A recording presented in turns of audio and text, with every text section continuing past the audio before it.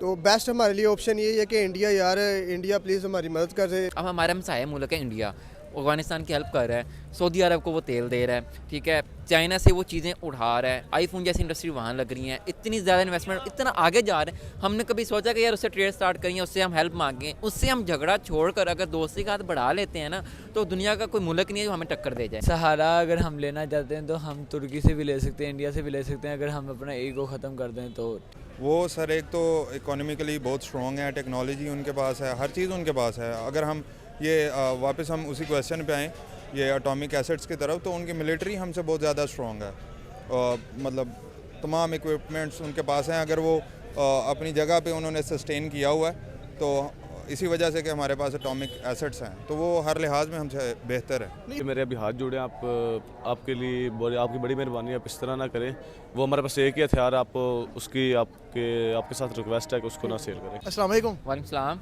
Sir मेरा question ये है कि पाकिस्तान अपने जो एटमी असासों को गिरवी रखवा कर IMF से कर्जा लेने जा रहा है, ऐसा सुनने में आया है। हमारे बड़े ही सीनियर पॉलिटिशियन लतीफ़ खोसा सर ने कहा है, ये क्या कहेंगे आप इसके? क्या पाकिस्तान अपने एटमी असासों को रख के अपने आप को बचा पाएगा? सर जी, बचाने की बात तो दूर रह जाती है। अब देखें, एक टाइम था PIA को भी हमने ऐसे किया था, और हमारे USA की जो एम्बेसी है उसको भी ये करते आ रहे हैं। इनके पास रह ही ये गया है, कर्जा लेते रहते हैं। और एक टाइम पिछले दिनों की बात है, मुझे मुल्क का नाम याद नहीं है, शहबाज शरीफ साहब ने कर्जा लिया था कि मुल्क में लगा रहे हैं, लेकिन रिपोर्ट सामने आई कि वो पैसे खा गए हैं। उन्होंने ये बात बोली थी, ये पिछली रिपोर्ट को अब वो सामने ला रहे हैं कि आप अपना एटम बम बेचो, जो मर्जी करो, हमें पैसे दो। तो हो सकता है कि ये वही चीज़ सामने आ रही हो। मेरा बेसिक क्वेश्चन ये है कि मतलब कि लॉजिकली बात मैं ये करूँगा कि एसेट बेचने से हमारे सिस्टम में क्या बदलाव है? क्या जो आवाम है जो बुरे हालात में फंसी हुई है, क्या उनको रिलीफ मिलेगा? मैं समझता हूँ नहीं मिलेगा। अगर ये एसेट बेच दिए जाएँ तो तब भी पाकिस्तान में कोई चेंज नहीं आएगा, उल्टा हमें नुकसान होगा। ये एसेट्स हमने बड़ी कुर्बानियों के बाद बनाए हैं, हमारे लोगों ने बड़ी कुर्बानियाँ दी हैं पिछले सालों में, उन्होंने अपने टैक्स जमा करवाए हैं, भूख काटी है, लिहाजा हमें ये एसेट्स नहीं बेचने चाहिए। ये हमारे आबाओ अजदाद की विरासत है, हमें इनको रखना चाहिए। हमें कोई और ऑप्शंस अपनाने चाहिए, हमें सिस्टम को चेंज करना चाहिए। जो बोसीदा हो चुका है, जो सिस्टम ने जो लोगों को जकड़ रखा है, हमें इसे चेंज करना चाहिए। हमें दूसरे ऑप्शंस की तरफ सोचना चाहिए, हमें सोच तब्दीली की तरफ जाना चाहिए। सर पहली बात तो ये है कि सारी गवर्नमेंट जो है ना बिकी खड़ी है, और कुछ भी हमारे हाथ में नहीं है। अब हुकूमत जो है तकरीबन वो, जैसे अब इंडिया में देख लें, नरेंद्र मोदी था, तकरीबन वो उसकी हुकूमत 10 साल से भी ज़्यादा हो गया, वो स्टेबल है, उधर ही खड़ी हुई है। अब हमारे देख ले, कभी नवाज शरीफ आ रहा है, कभी इमरान खान आ रहा है, कभी कोई आ रहा है, तो ये ना मतलब खुद ये अपने पैरों पर खड़े नहीं हो सकते। तो ये इसका यही मतलब है कि ये इसको भी मतलब कि जो एडमिन साथी हैं इनको भी एक गिरवी रखवा सकते हैं, क्योंकि हम जब से हमारा मुल्क आज़ाद हुआ है हम तो परेशानी से घेरे में। लाइक देखें, इंडिया तो हमारे साथ ही आज़ाद हुआ था, वो आप उनके हालात देख लें और अपने हालात देख लें। वो सर एक तो इकोनॉमिकली बहुत स्ट्रॉन्ग है, टेक्नोलॉजी उनके पास है, हर चीज़ उनके पास है। अगर हम ये वापस हम उसी क्वेश्चन पे आएँ, ये एटॉमिक एसेट्स की तरफ, तो उनकी मिलिट्री हमसे बहुत ज़्यादा स्ट्रॉन्ग है। मतलब तमाम इक्विपमेंट्स उनके पास हैं। अगर वो अपनी जगह पे उन्होंने सस्टेन किया हुआ है, तो इसी वजह से कि हमारे पास एटॉमिक एसेट्स हैं, तो वो हर लिहाज में हमसे बेहतर है। नहीं, हम तो कहते हैं कि हमारी आर्मी बहुत स्ट्रॉन्ग है, हमारा डिफेंस बहुत स्ट्रॉन्ग है। सर स्ट्रॉन्ग होना अपनी जगह पे, लेकिन एट द एंड मैं आपको वही कह चुका हूँ कि स्किल्ड है हमारी आर्मी, लेकिन अगर हम इक्विपमेंट्स की लिहाज से देखें, जो वो अपनी आर्मी पे स्पेंड कर रहे हैं अखराजात, वो हमसे बहुत ज़्यादा कर रहे हैं। और सिर्फ अभी वो वार नहीं रही, अभी कोल्ड वार है, इकोनॉमिकली वो बहुत ज़्यादा हमसे स्ट्रॉन्ग हैं। वो हमारे ऊपर धावा नहीं बोल रहे, इट्स समथिंग सेपरेट।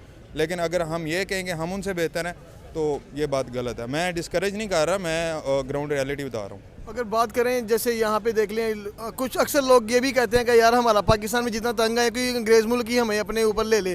तो आपको लगता है क्या अगर कोई हमारे मुल्क के ऊपर आके कोई हुक्मरानी कर सकता है, कोई अमीर मुल्क हो गया?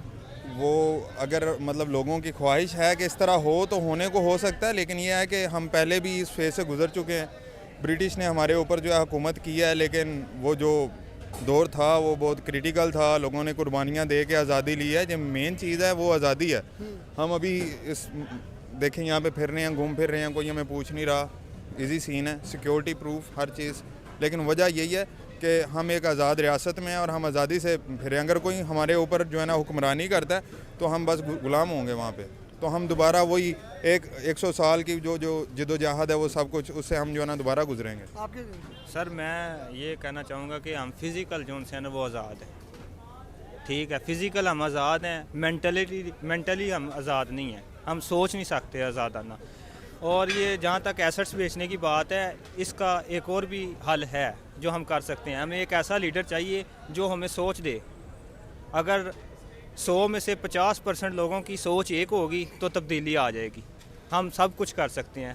हमारी सोच एक नहीं है, हमारी राय एक नहीं है, जिसकी वजह से मुल्क इधर तक पहुंचा है।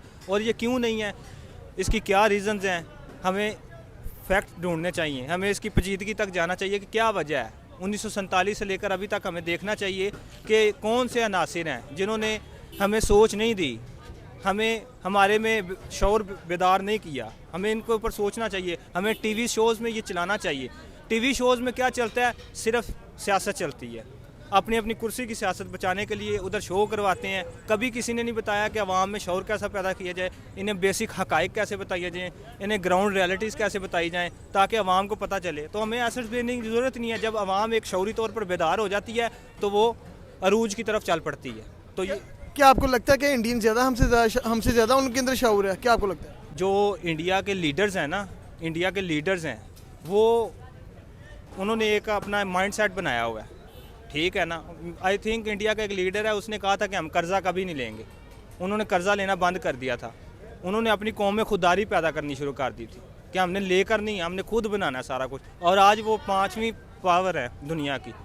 यही वजह है कि उन्होंने लोगों के अंदर शऊर पैदा किया, खुद काम करना है, हमने खुद कमाना है, हमने बाहर नहीं जाना। ऐड करूँगा, सॉरी काशिफ, सीन ये है कि इंडिया जो है ना, इंडिया की पॉलिटिकल स्टेबिलिटी बहुत ज़्यादा है। वो अपनी मिलिट्री को जो उनके पर्सनल और इंटरनल अफेयर्स हैं उनमें स्टेप इन नहीं करने देते। उन्हें कहते हैं कि these are your limits and there you have to stay, और ये बाउंड्रीज़ हैं, इनके अंदर आप रहेंगे और इनसे बाहर आप जो है ना नहीं निकलेंगे।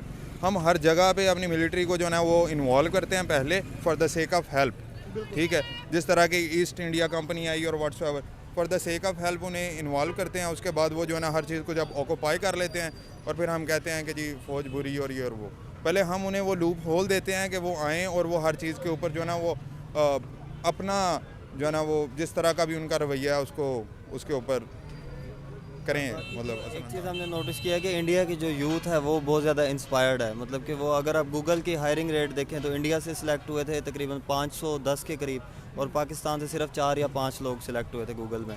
तो ये कि उनकी यूथ को कोई जगाने की ज़रूरत नहीं, वो ऑलरेडी इस चीज़ को समझते हैं कि अगर हम लोग मेहनत करेंगे तो तभी हमारा कंट्री आगे बढ़ेगा।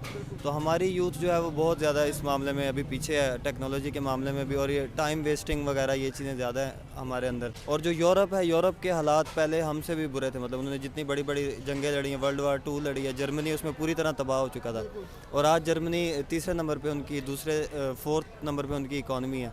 तो ये है कि उन्होंने खुद मेहनत की है, उन्होंने हमसे भी बुरे हालात से वो ऊपर आए हैं।